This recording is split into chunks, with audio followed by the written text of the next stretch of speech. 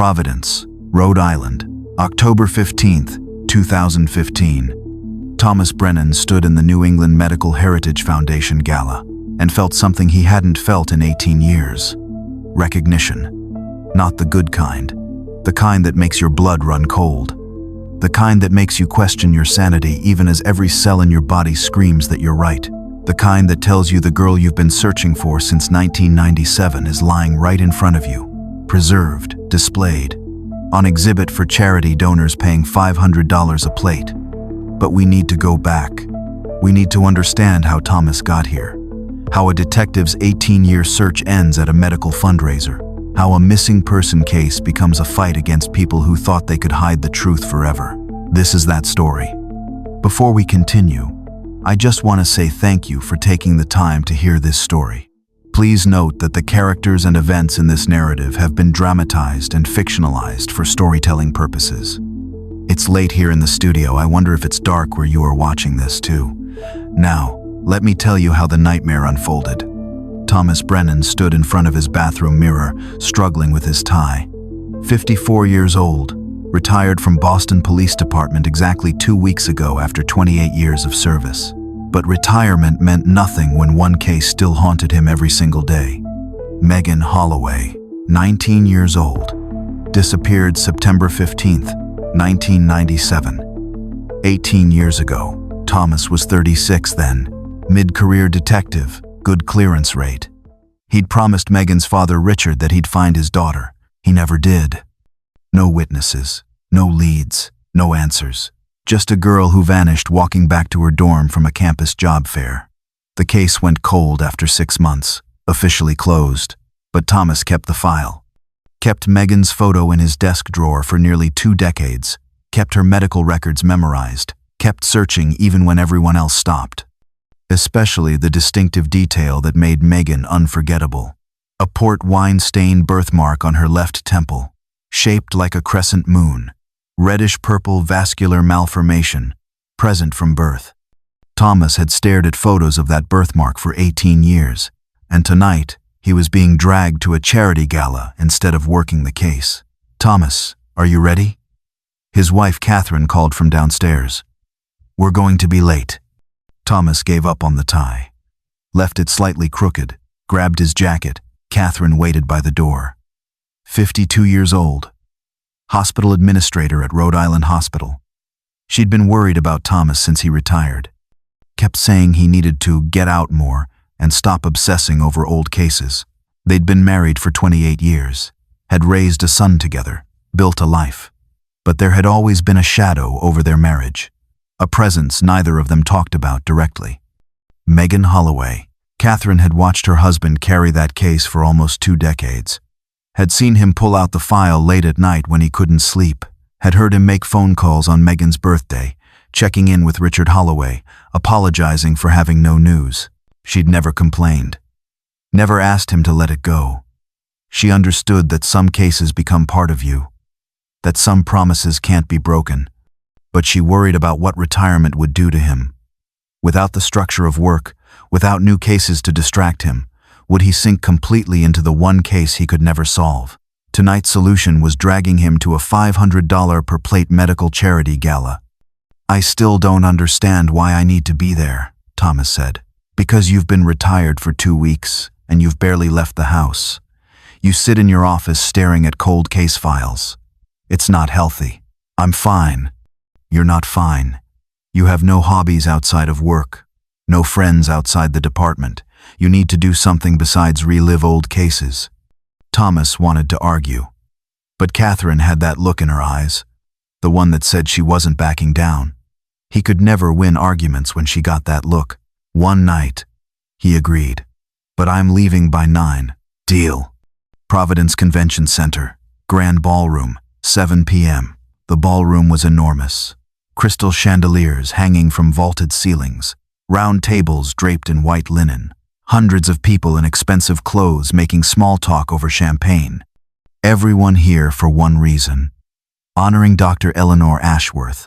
A banner stretched across the stage read, "Celebrating 40 years of medical excellence, Dr. Eleanor Ashworth Tribute Gala." Thomas felt completely out of place in his uncomfortable suit. "Who's Dr. Ashworth?" he asked as they checked in at the entrance. "Retired pathologist," Catherine explained. "Practiced for 40 years. Did a lot of work with medical education. Tonight's raising money for the New England Medical Heritage Foundation. My hospital is a sponsor, so I got free tickets." Around the perimeter of the ballroom stood 9 glass display cases. Inside each case was a life-sized figure, incredibly detailed. Historical figures in period costumes. A placard near the entrance read, "Dr. Ashworth's Private Collection, 19th Century Medical Teaching Figures, on loan for tonight's event." Thomas walked closer to examine them. Victorian-era nurses, historical medical pioneers, anatomical teaching models from the 1800s. Each figure posed differently, each wearing elaborate period costumes. The craftsmanship was remarkable. The skin looked almost real. Individual details on the eyebrows, texture on the lips. Even the fingernails had tiny imperfections that made them seem lifelike. And in the back corner, near the emergency exit, a display case with a different kind of figure. The Sleeping Beauty. Thomas was drawn to it without knowing why. Something about the way it was positioned, slightly apart from the others, in its own spotlight. He walked closer, a young woman lying peacefully in a glass case, eyes closed, hands folded across her chest, wearing a white Victorian nightgown with lace trim, long brown hair arranged carefully on a silk pillow. She looked like she was simply asleep, waiting to wake up. The display case was climate-controlled. Thomas could see the small vents in the corners, could hear the faint hum of the cooling system. Expensive preservation. The figure looked more realistic than the others, more lifelike. The skin tone was perfect. The features were delicate, natural, not the slightly waxy appearance of obvious mannequins. The placard read, "Sleeping Beauty, circa 1870, European medical teaching figure, used to demonstrate human appearance and peaceful repose." Thomas was about to turn away when something caught his eye. The face. Something familiar about it. The bone structure, the shape of the jaw. He stepped closer to the display case, and then he saw it. The left temple. A mark on the skin, reddish-purple, shaped like a crescent moon. A port wine-stained birthmark. Thomas's heart stopped. No. Coincidence. Some people have birthmarks. This was just a historical figure from the 1800s, but Thomas couldn't look away. He pulled out his phone, opened his photos, scrolled to a folder he'd kept for 18 years. Megan Holloway's case file. He'd photographed every document, every piece of evidence. There. Megan's sophomore year photo from 1997. 19 years old, smiling at the camera. Port wine-stained birthmark clearly visible on her left temple. Crescent moon shape. Thomas held the phone up, compared the photo to the figure's face. The birthmark placement was identical. Same temple, same shape, same size. The facial structure, the bone structure, the spacing between the features, the shape of the jaw. His hands started shaking. This couldn't be possible. This was supposed to be a historical teaching figure from the 1800s, over 100 years old. There was no way this could be Megan Holloway. But that birthmark, that face. Thomas had stared at Megan Holloway's photo for 18 years. He knew every detail, every feature. He'd memorized that face trying to find her. And now he was looking at it, preserved, peaceful, on display at a charity gala. "Sir, can I help you?" Thomas turned. A young man in a staff uniform. Name tag read, "Event Staff." "I was just looking at the figure," Thomas said. His voice wasn't quite steady. "Please don't get too close to the displays. They're very fragile. Dr. Ashworth's collection is over 100 years old. Where did she get this one? The Sleeping Beauty?"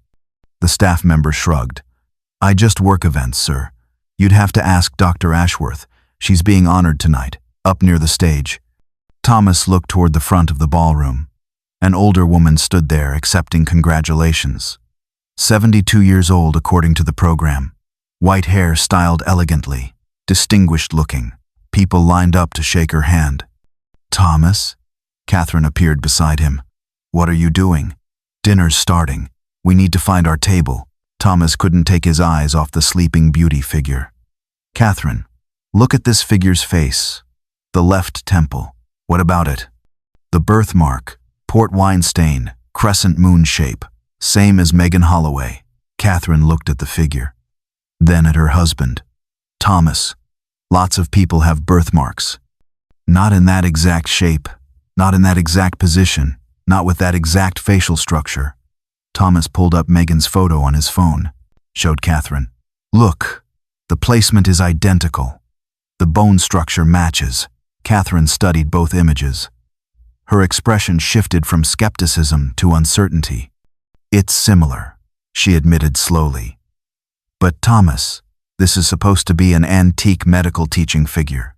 Over 100 years old. It can't possibly be a girl who disappeared in 1997. I know what I'm looking at. Thomas's voice was firm. I've stared at Megan Holloway's face for 18 years. That's her. Catherine looked at the figure again. At her husband. What are you going to do?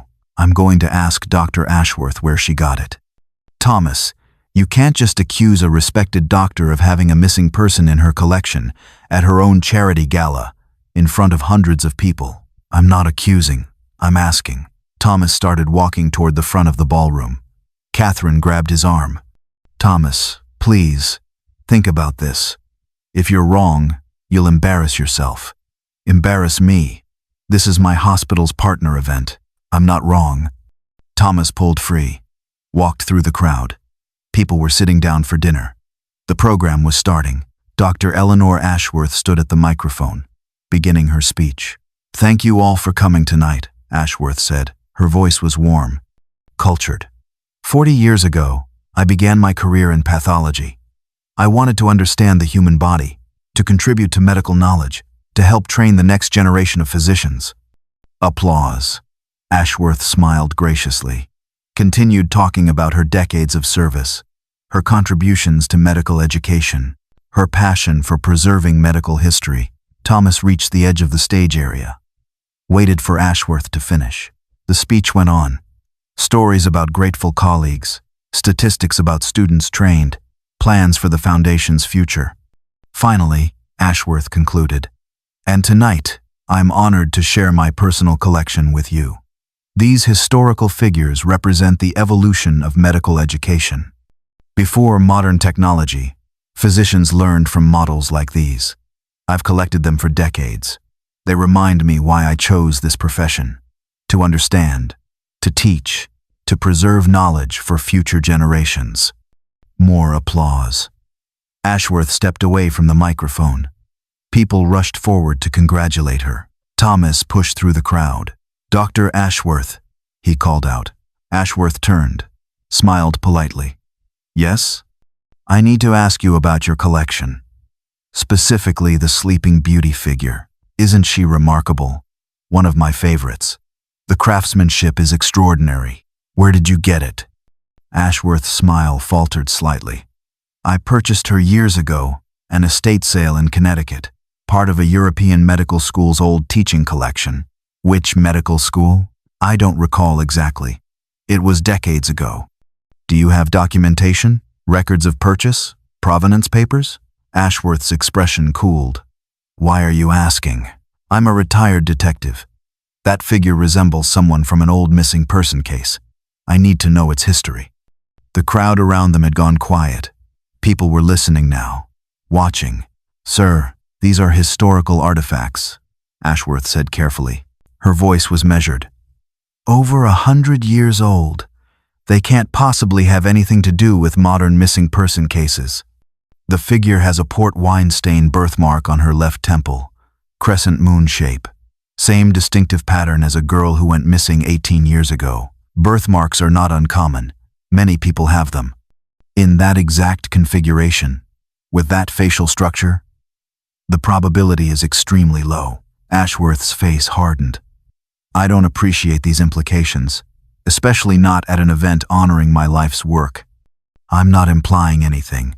I'm asking for information, and I've given you my answer. I purchased that figure legally decades ago from a reputable estate sale. Now, if you'll excuse me, I have guests to attend to. Dr. Ashworth, if that figure is who I think it is, Her father has been searching for her for 18 years. He deserves to know. Security. Ashworth's voice was ice cold. She gestured to uniformed staff near the stage. This gentleman is disrupting the event. Please escort him out. 2 security guards approached. Large men, professional demeanor. Sir, you need to leave, one said firmly. I'm not disrupting anything. I'm asking legitimate questions about the provenance of an artifact. Now, sir. They grabbed Thomas's arms. Firm grip. Professional, but not gentle. Thomas! Catherine rushed forward. Her face was flushed with embarrassment. Ma'am, your husband needs to leave, the guard said. I'm so sorry, Catherine said to Ashworth. To everyone watching. He just retired. He's been under a lot of stress. I apologize for this disruption. The guards pulled Thomas toward the exit. Through the silent crowd. Past the staring faces. Past the display cases. Past the sleeping beauty. Thomas looked at the figure one more time. At that face. At that birthmark. Megan Holloway. He was certain of it. They escorted him outside. Into the cool October night. The ballroom doors closed behind them with a heavy thud. Catherine came out a moment later. Furious. What were you thinking? She demanded. You just accused a respected doctor of having a missing girl in her collection. At her own charity gala. In front of the entire medical community. That figure is Megan Holloway. You don't know that. You saw a similar birthmark and convinced yourself it must be her. Catherine, I've worked missing persons cases for most of my career. I know Megan's face, her bone structure, her distinctive features. That's her. It's a figure from the 1800s. Then why wouldn't Ashworth tell me where she got it? Why did she have me thrown out instead of just showing me documentation? Catherine opened her mouth, closed it. She didn't have an answer. I know how this looks, Thomas said quietly. I know you're embarrassed, but I'm not wrong about this. How can you be so sure? Because I've stared at her photo for 18 years. Because I promised her father I'd find her. And I think I just did.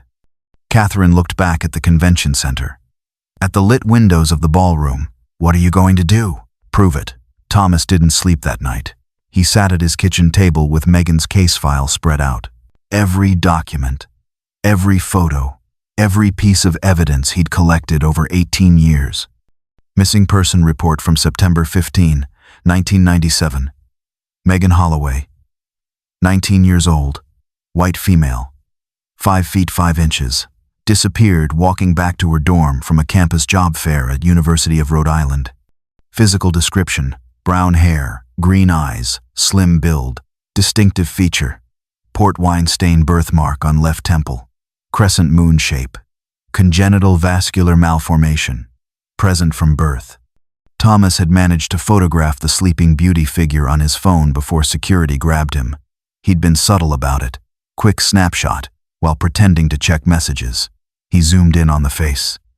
The left temple, port wine stain, crescent moon shape.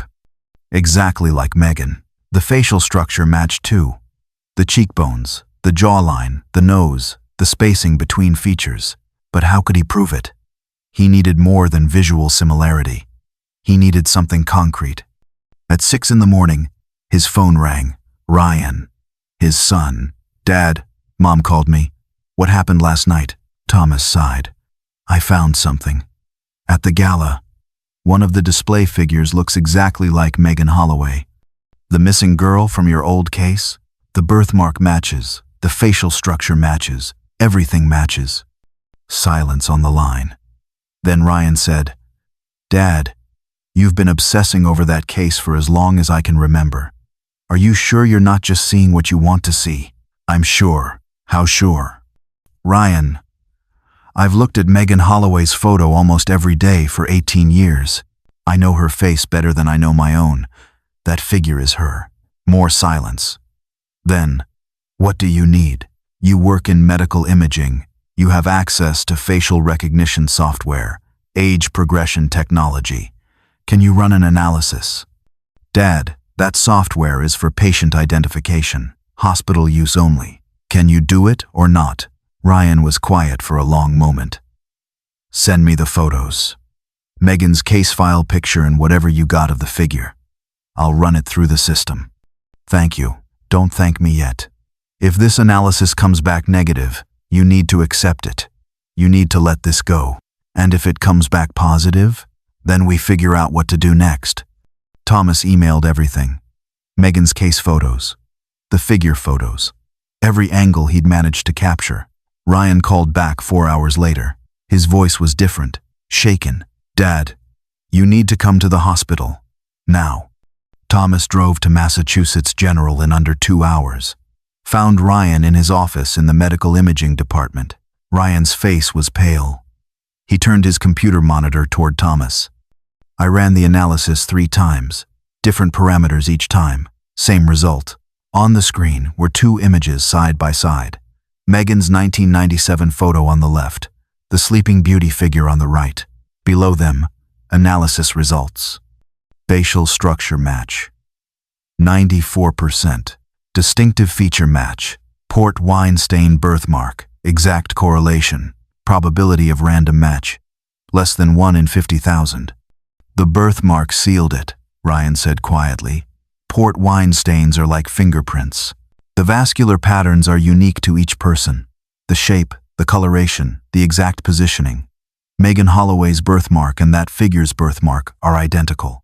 Thomas stared at the screen. 18 years. 18 years of searching, of wondering, of carrying guilt for a case he couldn't solve. And Megan had been there all along, preserved, displayed, while her father waited desperately for any news. We need to take this to the police, Ryan said. Now, Providence Police Department, Cold Case Unit. Thomas knew people here. Had worked joint cases with Rhode Island detectives over the years. He found Detective Maria Santos at her desk. They'd collaborated on a kidnapping case back in 2008. Maria, I need you to look at something. He explained everything. The Gala, the figure, the birthmark, the facial recognition analysis. Maria listened, her expression shifting from curious to concerned. You're telling me this Dr. Ashworth has a figure in her collection that's actually Megan Holloway? The girl who disappeared in '97? The facial recognition software says 94% match. The birthmark pattern is exact. The probability of this being coincidence is less than 1 in 50,000. Thomas, Dr. Ashworth is well known in the medical community. Connected, respected. Accusing her of anything requires serious evidence. I know. That's why I'm bringing it to you instead of going public. Maria looked at the analysis. At the photos. Even if this software is accurate, it doesn't prove anything criminal. Maybe Ashworth purchased a figure that happened to resemble Megan. Maybe it's an incredible coincidence. Megan disappeared in 1997. That figure supposedly dates from 1870. Those timelines don't match. Someone's lying about where that figure came from. I'm just saying. Accusing Ashworth of anything requires ironclad evidence. We'd need to prove that figure actually contains human remains. We'd need DNA testing, so get a warrant. Based on facial recognition software and a birthmark, no judge will authorize that. We'd be asking to destroy a potentially valuable historical artifact based on visual similarity. Thomas felt the familiar frustration. The same walls he'd hit 18 years ago. So what do? Find more evidence. Find a connection between Ashworth and Megan. Find out where she really got that figure. Then maybe we can move forward. Maria paused, lowered her voice. But Thomas, be careful. If you're right about this, whoever created that figure doesn't want it discovered. Start asking questions. You might attract attention you don't want.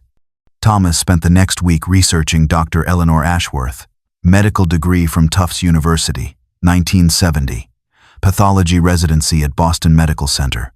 Private practice in the Boston area for 40 years. Retired in 2010. Decades of service. Hundreds of grateful colleagues. Awards, recognition, spotless reputation. But Thomas found something interesting buried in old records. Ashworth's medical school roommate and longtime colleague was a woman named Dr. Victor Strauss. Wait, not a woman. Thomas looked closer at the records. Dr. Victor Strauss, male, CEO of Strauss Pharmaceutical Research. company headquartered in Worcester, Massachusetts. Founded in 1985, specialized in experimental medication development and clinical trials. Ashworth and Strauss had stayed close for over 40 years. Strauss served on boards that Ashworth founded. They'd co-authored papers together in the 70s. Their families socialized regularly, very close friends. Thomas dug deeper into Strauss pharmaceutical research, found archived newspaper articles from 1997. Local pharmaceutical company seeks college volunteers for medication study. The article described Strauss Pharmaceutical recruiting students for clinical trials, testing an experimental pain medication. Volunteers would receive $3,000 for participation. Study location was the Strauss Pharmaceutical Research Facility in Worcester. The recruitment dates were August through September 1997. Megan disappeared September 15, 1997. Thomas's pulse quickened. He kept searching, found another article. Smaller, buried in the university newspaper archives. URI students invited to participate in paid medical research. The article mentioned a recruitment fair on campus, students signing up for various studies, and it listed Strauss Pharmaceutical as one of the participating companies. The date of the recruitment fair was September 10, 1997, 5 days before Megan disappeared. Thomas grabbed his phone, found the number for Jessica Palmer, Megan's former roommate from URI. She'd been interviewed in the original 1997 investigation but hadn't known anything useful. Maybe she knew more than she realized.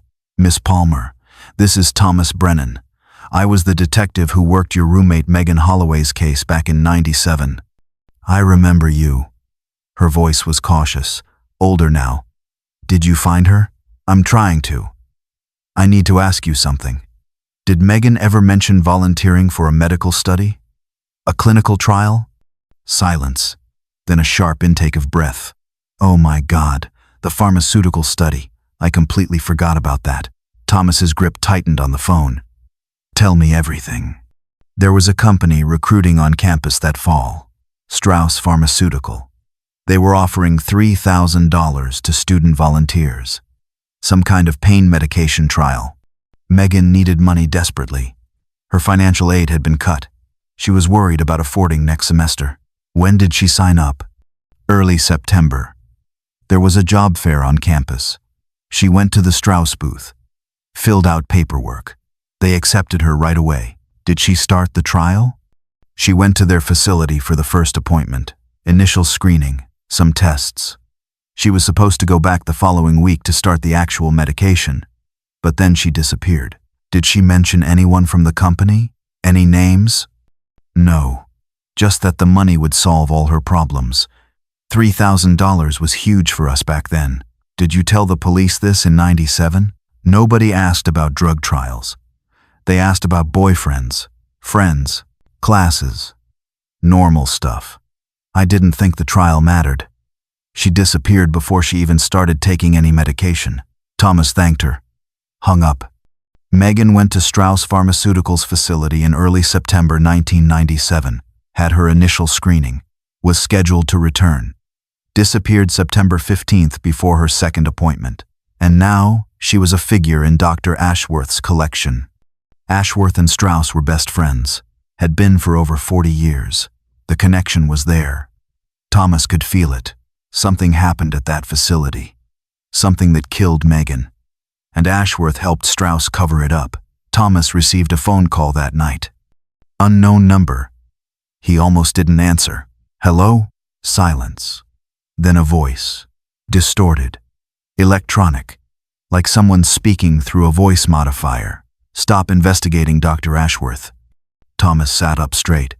Who is this? You're retired. This doesn't concern you anymore. Walk away. If Ashworth did nothing wrong, why are you threatening me? This is your only warning. Stop digging, or there will be consequences. The line went dead. Thomas stared at his phone. Someone was watching him. Someone knew he was investigating. Someone with resources, with connections, with the ability to make anonymous threats. The next afternoon, Thomas came home from the grocery store to find his front door slightly open. He'd locked it. He was certain. He pushed the door open carefully, scanned the interior. Nothing looked disturbed at first glance. But Thomas had lived in this house for 20 years. He knew when things were wrong. The living room was too neat. Someone had searched it. Professionally, put everything back almost perfectly, but not quite. His desk drawers were closed flush. Thomas always left the top drawer slightly open so it wouldn't stick. His computer was off. He'd left it in sleep mode. Papers on his kitchen table were stacked in a pile. He never stacked them. He spread them out when he was working. Someone had been here, searched the house, gone through his files. And on the kitchen table, placed prominently on top of Megan Holloway's case file, was a note, typed. No signature. Your son works late nights at the hospital. Accidents happen. Drop this. Thomas grabbed his phone, called Ryan immediately. Where are you right now? At work. Dad, what's wrong? Someone broke into my house, left a threat. They mentioned you specifically. Your late shifts at the hospital. I need you to leave work immediately. Don't go home. Don't tell anyone where you're going. Dad, you're scaring me.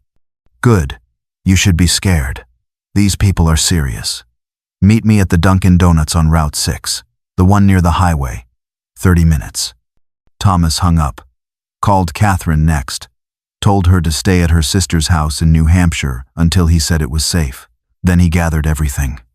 Megan's case file, his notes, his evidence, loaded it into his car. Someone didn't want him investigating. Someone powerful enough to hire professionals to break into his house, to threaten his family. But Thomas had spent 28 years working cases.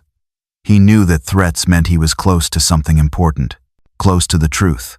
Thomas met Ryan at the Dunkin' Donuts, took him to a friend's cabin in Vermont. Off the grid. Hard to find. Stay here until I call you. Don't use your credit cards. Don't call anyone except me. Don't post anything on social media. Dad, this is insane. We should go to the police. Not yet. The police need more evidence before they can move. And I need you safe while I get it. Thomas drove back to Rhode Island alone. He was done waiting for permission. Done playing by rules that protected powerful people. He was going to get the truth, whatever it took. Thomas drove to Wellesley, Massachusetts, the affluent suburb where Dr. Ashworth lived according to public records. Large home, gated property, old money neighborhood. He parked down the street. Waited. Mid-morning, a silver Mercedes pulled out of the driveway. Ashworth behind the wheel. Thomas followed at a distance. She stopped at a grocery store. Thomas waited in the parking lot. When Ashworth came out with her bags, Thomas approached. Dr. Ashworth. We need to talk. Ashworth's face went pale, then angry. What are you doing here? I'll call the police. Go ahead. I'll tell them about Megan Holloway, about Strauss Pharmaceutical, about volunteers who disappeared from your friend's clinical trials. Ashworth froze. Her shopping bags trembled slightly in her hands. I don't know what you're talking about. I think you do. I've been investigating. I found the connection. Every few years, a volunteer withdraws from Strauss's trials. Vague explanations. No follow-up. I cross-referenced with missing persons databases. Thomas stepped closer. 9 names, Dr. Ashworth. 9 people who volunteered for your friend's studies and were never seen again. You have 9 figures in your collection. That's not coincidence. You're insane. Am I? Then explain the birthmark. Explain how a figure supposedly from 1870 has the exact same port wine stain as a girl who disappeared in 1997. Explain that coincidence. Ashworth's jaw tightened. Get away from me. Tell me what happened to Megan. Help me give her father closure. You've kept this secret for 18 years. It doesn't have to stay buried forever. I'm calling the police. I recorded this conversation. I have facial recognition analysis showing a 94% match. I have documentation of every missing volunteer connected to Strauss Pharmaceutical. The police are going to investigate whether you cooperate or not. The only question is whether you help me or go down protecting Victor Strauss. Ashworth said nothing. Her face was a mask. What happened in those trials? Thomas pressed. What killed those volunteers? And why did you help hide their bodies? Get away from me. Ashworth's voice was barely a whisper. Now. She got in her car, drove away, left Thomas standing in the parking lot. But he'd seen her face. The fear, the recognition. She knew exactly what he was talking about.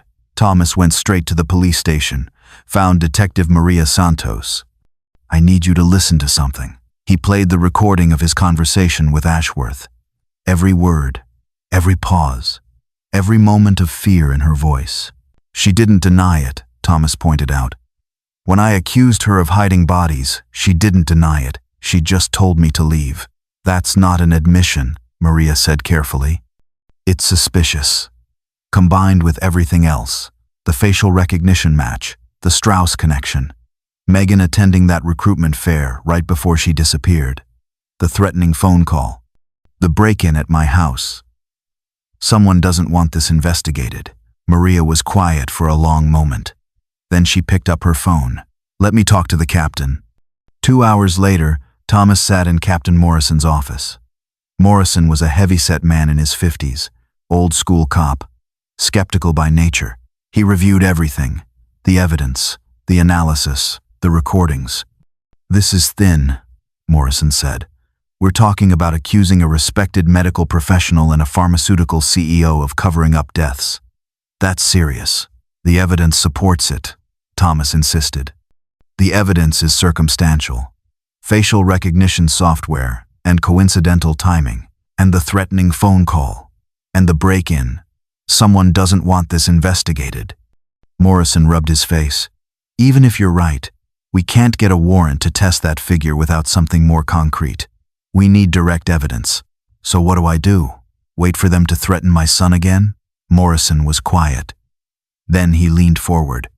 "You're a civilian now, Thomas. You can do things we can't. Legally, if you find something concrete, something that directly ties Ashworth to those figures, something that proves they're not antiques, bring it to us. We'll move forward." Thomas understood. Morrison was giving him permission to keep investigating. Unofficially. "Be careful," Morrison added. "If you're right about this, these people have killed before, 9 times, according to your research. They won't hesitate to make it 10. Thomas spent the next 3 weeks digging deeper. He couldn't go home. Not safely. Stayed at a motel outside Worcester. Paid cash. Used a prepaid phone. Kept his head down. Every morning he woke up thinking about Megan. About her father, Richard, waiting for news that would never come. About the other families out there who might be searching for loved ones who had simply vanished. How many others were there? How long had this been going on? Thomas started at the beginning. Strauss Pharmaceutical Research. Founded in 1985 by Victor Strauss, fresh out of his MBA program at Harvard. Initial focus was generic medication development. Then in 1990, a pivot to experimental drug trials. That's when the pattern started. Thomas pulled records from the FDA, from state medical boards, from university archives, pieced together a timeline of Strauss Pharmaceuticals' clinical trials over 25 years. The company specialized in pain medications, experimental compounds designed to treat chronic pain without the addiction risks of opioids. Noble goal, huge potential market, billions of dollars at stake. But experimental medications have risks, side effects, adverse reactions, sometimes fatal ones. Most pharmaceutical companies report adverse events to the FDA, document everything, except that some trials fail, some medications don't work, some volunteers get sick. Strauss Pharmaceuticals' records were different, remarkably clean. Almost no adverse events reported, almost no trial failures, almost no volunteers dropping out for medical reasons. Too clean, suspiciously clean. Thomas dug into the volunteer withdrawal records, found the pattern. He researched Strauss Pharmaceuticals' clinical trial history, found patterns, gaps. In 1999, 2 years after Megan, the company reported a volunteer withdrawal from a pain medication trial, student named David Chen, listed as having left the study for personal reasons. No follow-up documentation. In 2002, another volunteer withdrawal. Elizabeth Morgan, relocated out of state. No forwarding information. In 2005, 2007, 2010, 2013. Every few years, a volunteer would disappear from Strauss's trials, always listed as withdrawal, always with vague explanations, never any follow-up. Thomas cross-referenced the names with missing person databases. David Chen, reported missing by his family in 1999. Case went cold, never found. Elizabeth Morgan, reported missing by her sister in 2002. Extensive search, no leads, never found. All of them, every single volunteer who supposedly withdrew from Strauss's trials, all had missing person reports filed by family members. All were never found. 9 names total, 9 missing people, all connected to Strauss pharmaceutical research. Thomas felt sick. Dr. Ashworth had 9 figures in her collection. 9 figures, 9 missing people, all volunteers in Victor Strauss's trials. This wasn't just about Megan. This was systematic. Years of dangerous trials, years of deaths from experimental medications, years of cover-ups. Thomas took everything to Detective Santos. 9 missing people, he said, all connected to Strauss Pharmaceutical, all disappeared after volunteering for trials, and Ashworth has exactly 9 figures in her collection. The math isn't coincidence. Maria stared at the evidence spread across her desk. This is enough. I'm taking this to the DA. The district attorney reviewed the case for 4 days, then issued warrants. For Dr. Eleanor Ashworth's arrest, for a search of her home and property, for DNA testing of all 9 figures in her collection. Police arrested Ashworth at her Wellesley home on a Tuesday morning. She didn't resist, didn't say a word, didn't ask for a lawyer, just stood in her doorway in a silk robe and watched the officers approach with expressions of tired resignation. Thomas stood watching from across the street. He'd asked to be there, needed to see it happen, needed to know that after 18 years, someone was finally being held accountable. Ashworth looked at him as they put her in the squad car, looked at him with an expression of pure hatred, as if this was his fault, as if he'd done something wrong by refusing to let Megan be forgotten. Thomas stared back, didn't flinch, didn't look away. He'd earned this moment. 18 years of searching. 18 years of promising Richard Holloway he'd find Megan. 18 years of carrying that case file everywhere he went. Now it was over. Or at least, this part was over. They searched her house. Every room, every closet, every storage space. Found a climate-controlled room in the basement. 9 glass display cases, 9 figures, not on loan to any museum, kept here in her private sanctuary, and a filing cabinet. Locked. They brought in a specialist to open it.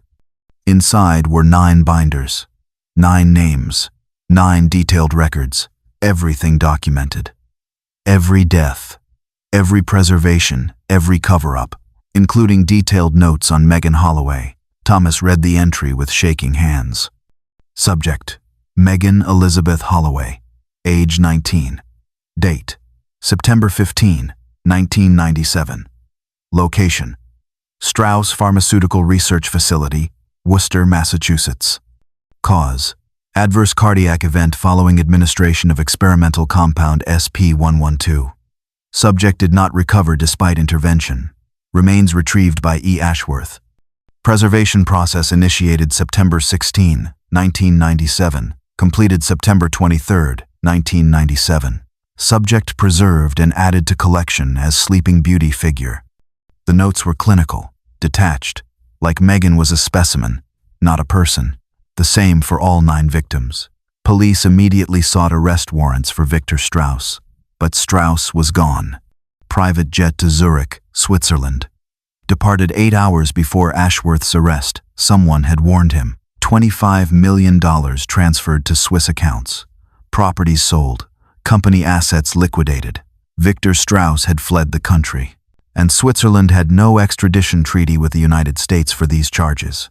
He was untouchable. The DNA testing took 3 weeks. 3 weeks of waiting. 3 weeks of knowing but not officially knowing. 3 weeks of hoping that somehow, impossibly, the analysis was wrong. Thomas spent those weeks preparing. preparing the other families for news that would devastate them, preparing Richard Holloway for confirmation that his daughter had been dead for 18 years, preparing himself for the weight of finally solving a case that had haunted him for nearly 2 decades. The forensic lab worked around the clock. Samples from all 9 figures.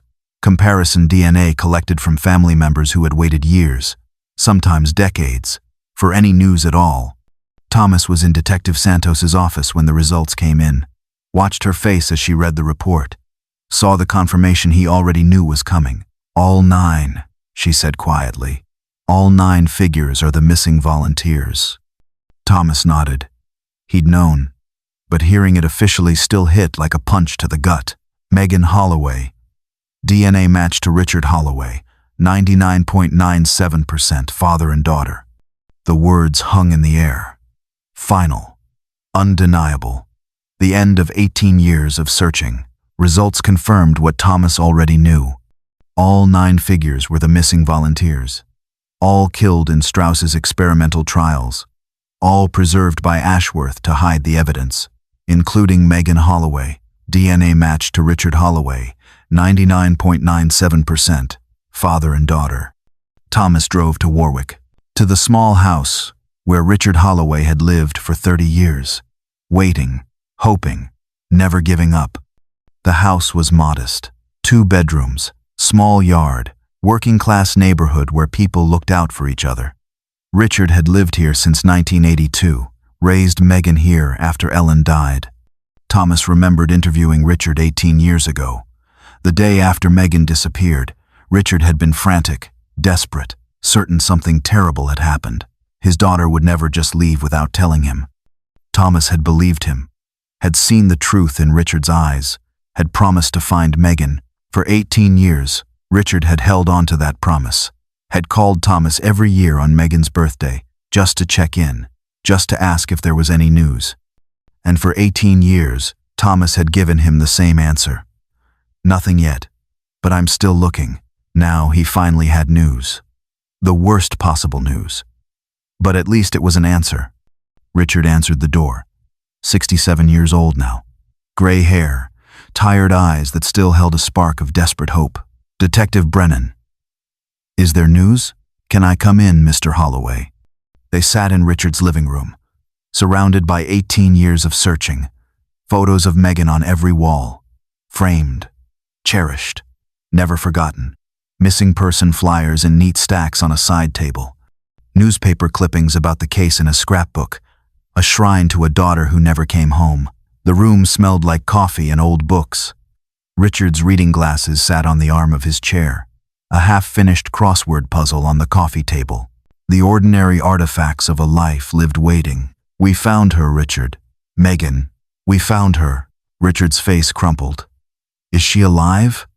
Thomas shook his head slowly. "No, I'm sorry. She's been gone since September 1997, the day she disappeared." "What happened?" Thomas told him everything. The clinical trial, the experimental medication, the adverse reaction that killed her, Ashworth's preservation of her body, 18 years of being displayed as a historical figure while her father searched desperately. Richard listened, tears streaming down his face. "She went to that company because she needed tuition money," he said finally. "I couldn't afford to help her. She didn't want me to worry, so she signed up for that study, and it killed her. It wasn't your fault, Richard. It wasn't Megan's fault. It was Victor Strauss and Eleanor Ashworth. They killed her. They hid her. They let you search for 18 years while they knew exactly what happened. Will they pay for what they did? Ashworth is in custody. She'll stand trial. But Strauss fled to Switzerland. He's beyond our reach." Richard stared at a photo of Megan on the wall. Her sophomore year picture. Smiling, young, full of life. "So he gets away with it. For now, I'm still trying. Extradition requests, international pressure, but Switzerland won't cooperate." "What about Megan? Where is she now?" "In police custody, evidence for the trial. But once the legal proceedings are finished, you can bring her home. You can bury her properly." Richard nodded slowly. "Next to her mother. Ellen always wanted them to be together. She died 3 years after Megan disappeared. I think not knowing what happened to our daughter is what killed her. Thomas put a hand on Richard's shoulder. I'm sorry it took so long. I'm sorry I couldn't find her sooner. But she's coming home now. After 18 years. She's finally coming home. Dr. Eleanor Ashworth's trial began in March 2016. The courtroom was packed every day. Reporters from national news outlets, family members of all 9 victims, medical professionals who couldn't believe one of their own had done this, curious spectators who wanted to see the face of evil. Ashworth sat at the defense table in prison clothes. No longer the elegant woman who had stood at the podium accepting congratulations just months ago. Now she looked old, diminished, caught. Her attorney tried to paint her as a victim herself, a woman manipulated by Victor Strauss, coerced into helping cover up crimes she didn't commit, afraid of what Strauss might do if she refused. The prosecutor demolished that defense, showed evidence that Ashworth had been a willing participant, had developed the preservation techniques herself, had chosen the historical disguises for each victim, had displayed them proudly at charity events and museum loans. She wasn't a victim, she was an architect, the families testified. One by one, describing years of searching, years of not knowing, years of desperate hope followed by crushing disappointment. Richard Holloway took the stand on the 3rd day of testimony, described the morning Megan didn't come home, the frantic calls to police, the searches that went nowhere, the years of waiting. He looked directly at Ashworth when he spoke. She looked away. She pleaded guilty to everything. 9 counts of accessory after the fact, 9 counts of improper handling of human remains, 9 counts of obstruction of justice, 9 counts of conspiracy to conceal deaths. Not murder. She hadn't killed anyone directly, but she'd helped hide 9 deaths, helped a pharmaceutical company escape accountability for experimental trials that killed volunteers. The judge sentenced her to 25 years in federal prison. Ashworth was 72 years old. She would die behind bars.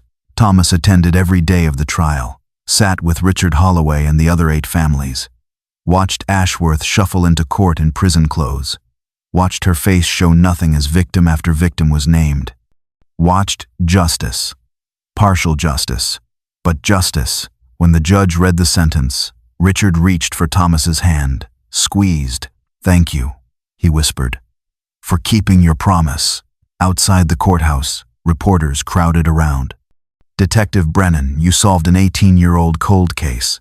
How does it feel?" Thomas looked at the cameras, at the microphones, at the people waiting for a triumphant soundbite.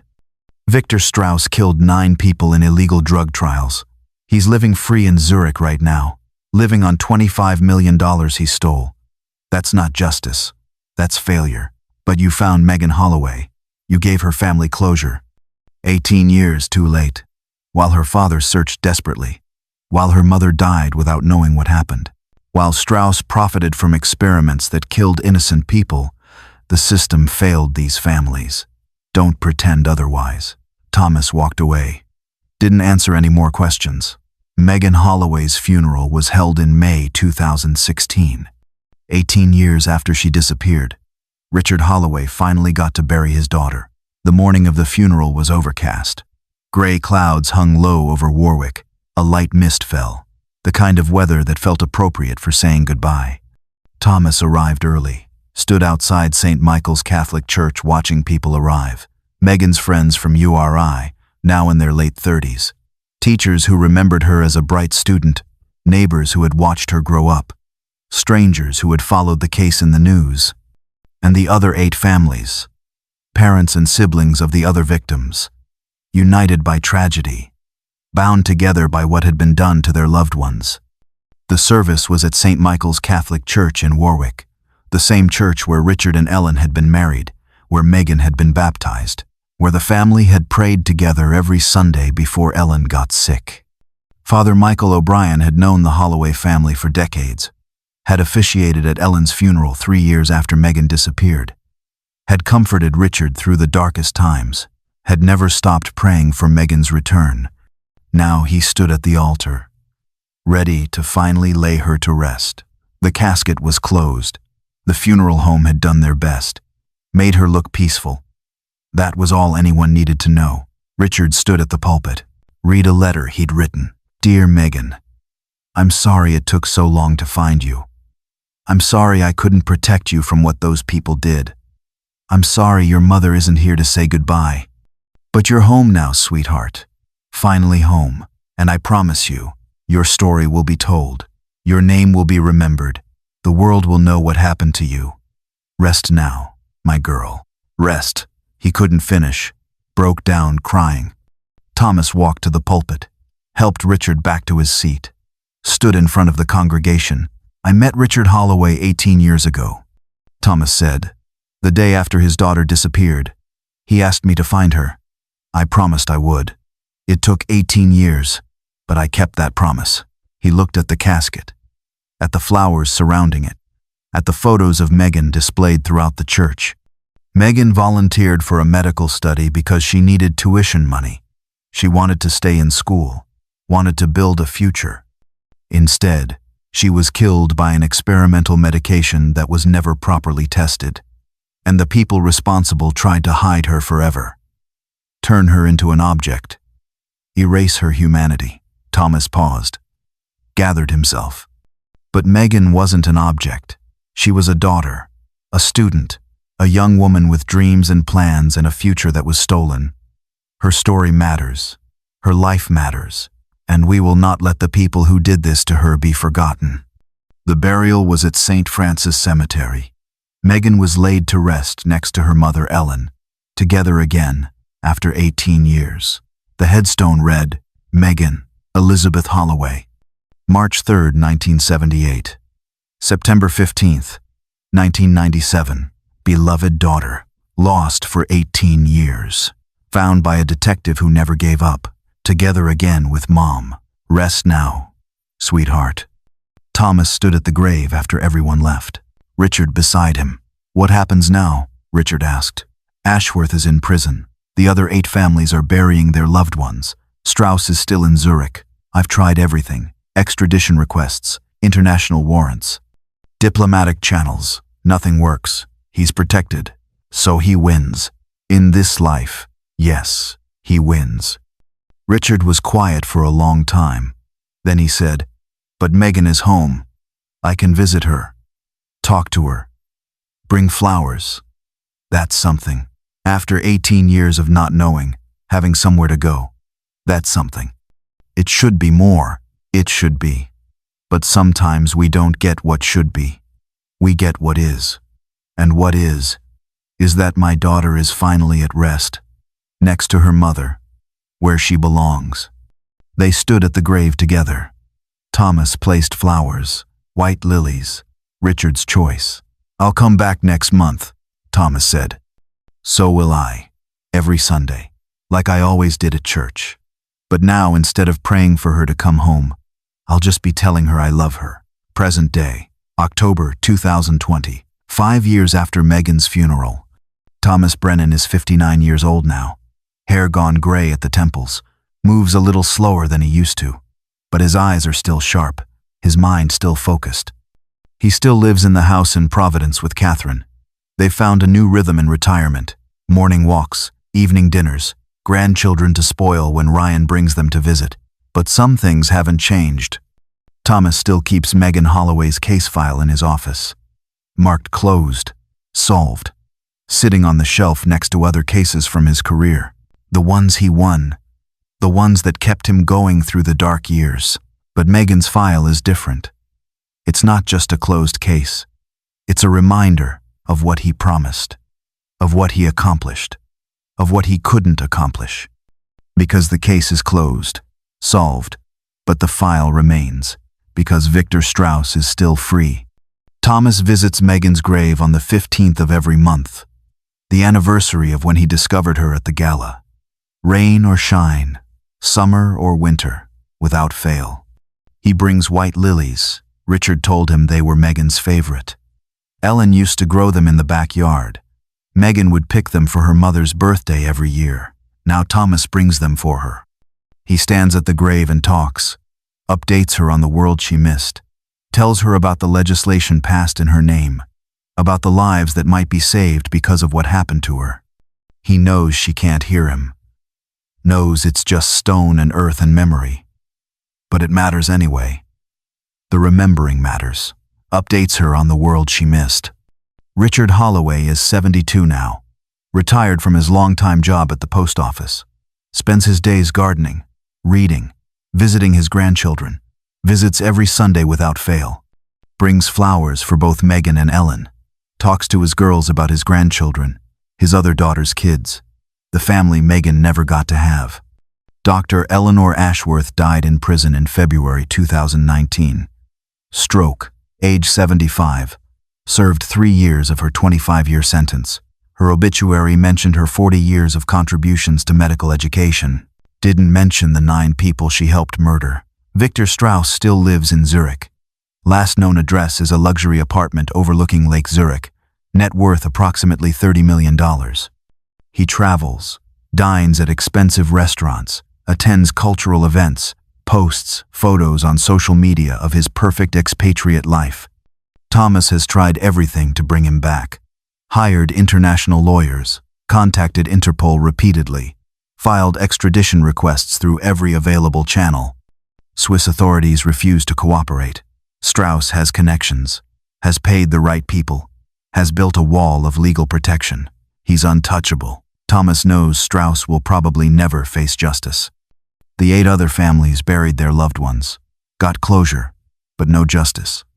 David Chen, Elizabeth Morgan, 6 others, all volunteers who trusted a pharmaceutical company, all killed by experimental medications that were never properly tested, all hidden for years. Their families finally know, finally have graves to visit, finally have answers. But the man responsible lives in luxury while they mourn. The system failed, but something good came from the tragedy. Thomas made sure of it. The case got national attention, newspapers, television, online. Everyone wanted to know how a respected pathologist had hidden 9 bodies in plain sight for decades. How a pharmaceutical company had killed volunteers and covered it up. How families had searched for years while their loved ones were displayed at charity galas. The outrage was immediate. Families demanded accountability. Advocacy groups formed. Politicians faced pressure to act. Congress held hearings. Thomas testified, described the failures that allowed this to happen. The lack of oversight in clinical trials, the inadequate tracking of volunteer safety, the ease with which deaths could be hidden. They listened. For once, they actually listened. Passed new legislation within a year.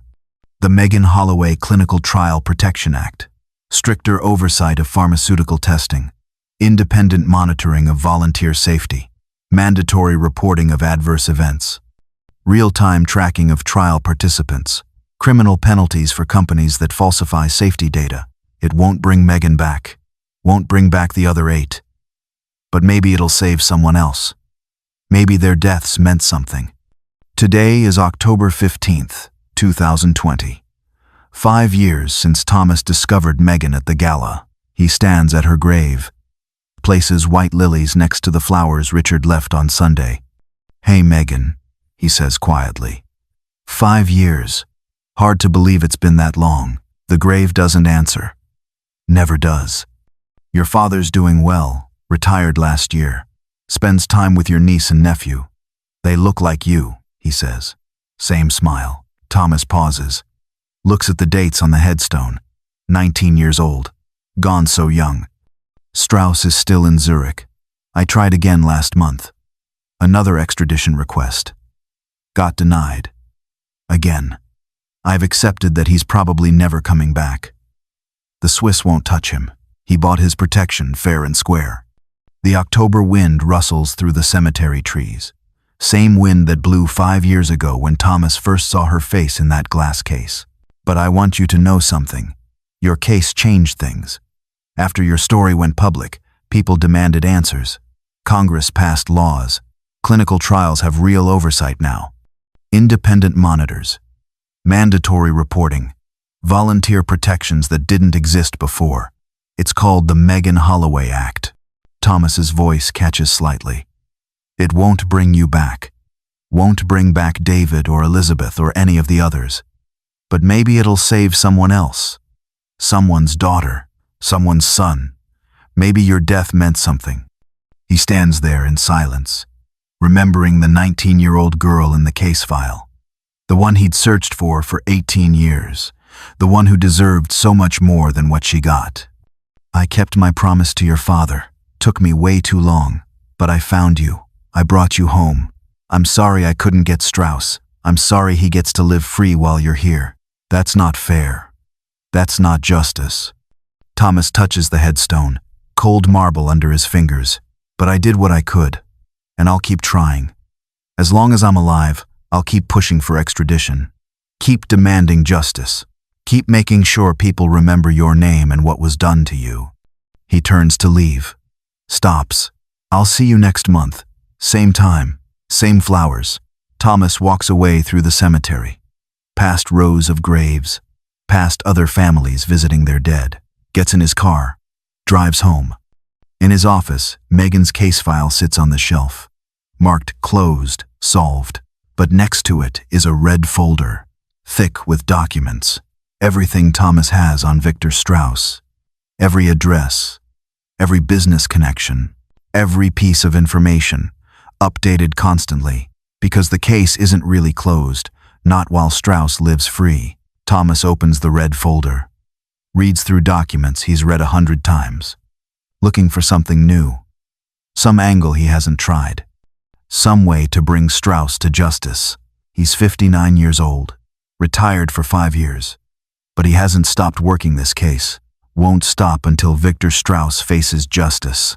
Even if it takes another 18 years. Even if Thomas dies trying. Because Megan Holloway deserves justice. Because all 9 victims deserve justice. Because sometimes the system fails. Sometimes the bad guys win. Sometimes justice is delayed indefinitely, but that doesn't mean you stop fighting. Thomas closes the folder. Adds today's date to his log of extradition attempts. Tomorrow he'll try again, and the day after that, and every day after, until Victor Strauss answers for what he did, or until Thomas can't fight anymore. The story doesn't end with complete justice. Doesn't end with satisfying resolution. Doesn't end the way it should. It ends with an old detective sitting in his office, staring at a red folder, planning his next move. Still fighting, still searching, still refusing to accept defeat, because that's what you do when the system fails. You keep fighting anyway. That's Thomas Brennan's story. That's Megan Holloway's legacy. A life cut short but never forgotten. A body hidden but finally reclaimed. A name restored. A daughter brought home. And a father who finally got to say goodbye. That's everything. That's enough. But there's one more thing.